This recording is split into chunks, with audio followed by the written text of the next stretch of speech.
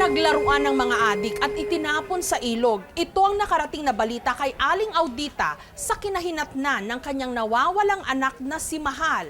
Pero pagdating sa Dimanoy, pinangyarihan ng krimen. Wala naman ni anumang bakas. Nasaan na nga ba si Mahal?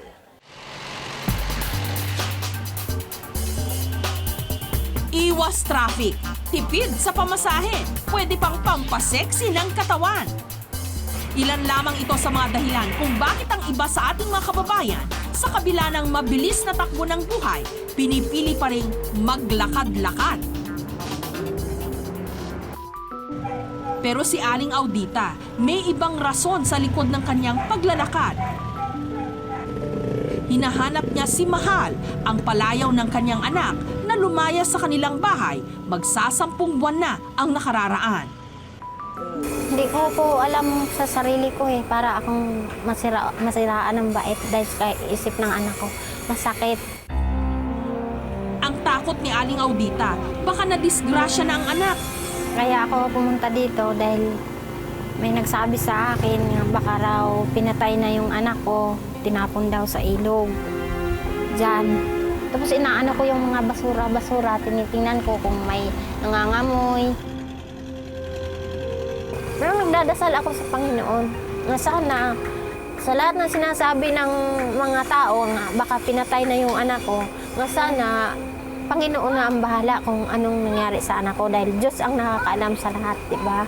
Pangalawa si Mahal o si Jonah Liza sa 5 anak ni Aling Audita.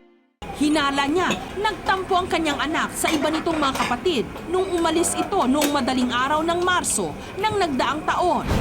Nung umalis siya, tulog kami. Hindi namin namalaya na umalis siya. Tapos, nung nalaman namin na wala na siya sigaan namin, nagtakbuhan na kami sa labas. Sinusundan namin siya kung saan siya nakasakay. Pagkatapos, wala pa rin. Baka nagtampo sa mga kapatid kasi minsan pag kumakain, hindi siya sinasandukan, nagtatampo yun. 2 araw hindi na yun kakain. Umiiyak na lang siya, tapos malungkot. Kaya sa pagpasok ng bagong taon, mas pinatitindi niya ang ginagawa niyang paghahanap. Mula sa kanilang lugar sa Valenzuela, nadadala siya ng kanyang mga paa hanggang Cubao, kung saan nagbabakasakali siyang baka rito napadpad ang kanyang anak. Pwede po magtanong, baka po may nakita po kayo. Baka po may nakita kayong bata po. Pwede po magtanong, may nakita kayong bata.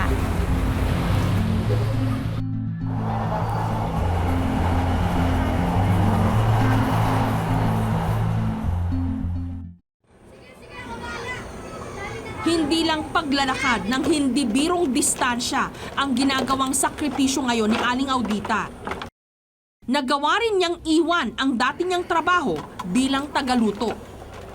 Sabi ko, pwede po ba mag-day-off ako ng 1 araw lang para makapaghanap ako sa anak ko nang nawawala. Ang sabi ng boss ko, sige, papayagan kita. Di paalam na naman ako uli na mag-day-off ako uli ng 2 linggo na.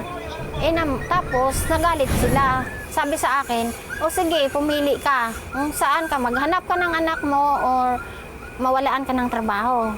Ang ginawa ko, sabi ko na lang, tanggalin nyo na lang po ako sa trabaho kaysa lagi nyo naman ako mumurahin.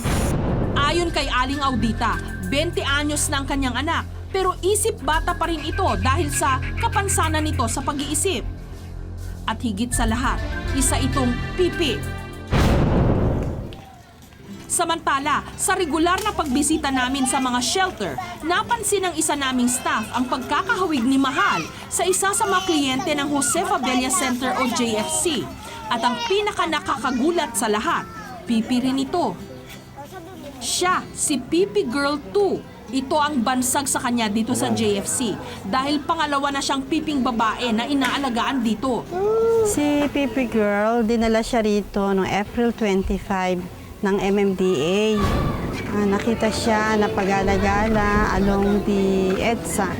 Madumi-madumi siya at saka mahaba yung buhok niya.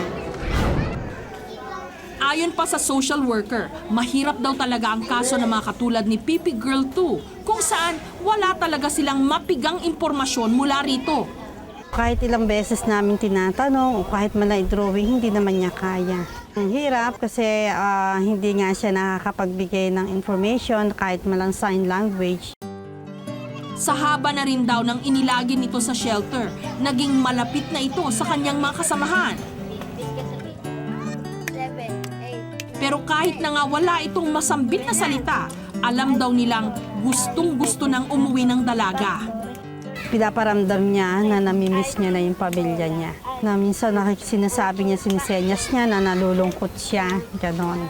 Na yung mga sign na mga nalulungkot, tapos yung mga sign na naiyak siya, ganon. Marami ka kaibigan.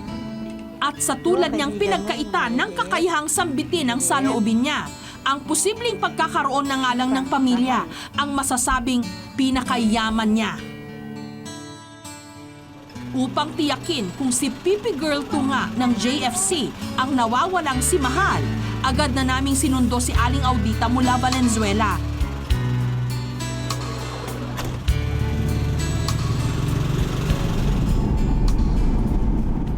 Habang papalapit na kami sa shelter, nagiging emosyonal na ang nangungulilang ina.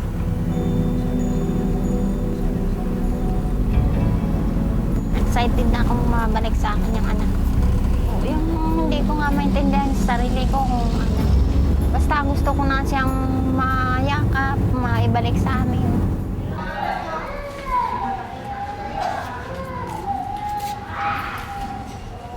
At ilang saglit pa ang sandaling kukulanging ilarawan ng 1,001 salita. Mahal.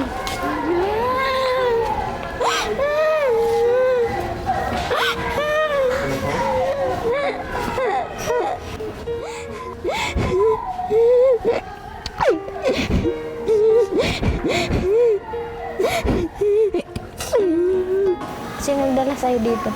Eh, ba't ka umalis sa bahay? Ha?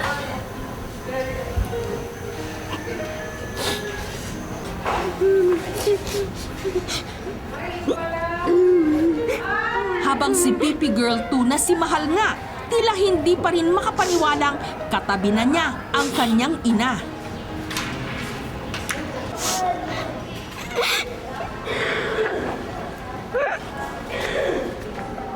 Hindi ka na alis sa bahay, ha? Sa atin ka na, hindi ka lalabas ng bahay, ha? Sa kanyang mukha, mababakas na naiintindihan niya ang nais ipagkahulugan ng kanyang ina. Marso 24, mga 25 na.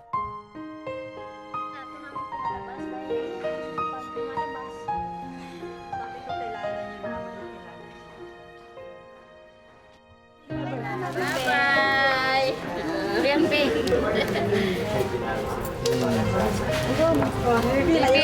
Isang pipi rin.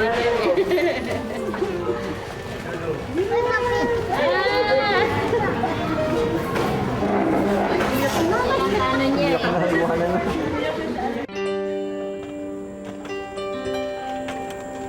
Sabi nga ng iba, ang maliliit na hakbang ang umpisa sa mahabang paglalakbay. Sa bigat ng pinagdaanan ni Aling Audita, alam niyang naging matatag siya, kaya anuman ang kanilang haharapin sa pagpapatuloy ng kanilang paglalakbay, alam niyang mas magiging matibay pa siya dahil narito na ang mahal niya sa buhay.